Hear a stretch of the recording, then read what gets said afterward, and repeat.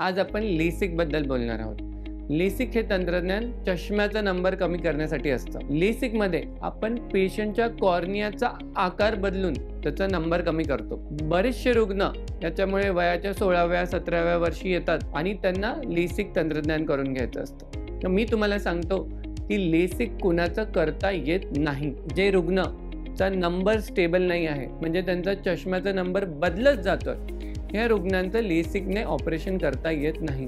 कारण लेसिकसाठी पात्र होण्यासाठी तुमचा डोळ्याचा नंबर कमीत कमी 6 महिने ते 1 वर्ष स्टेबल झाला पाहिजे। ऑन एन ॲव्हरेज भारतीय लोकांमध्ये हा नंबर स्टेबल होण्यासाठी वय वर्ष 20 ते 21 ही मर्यादा असते।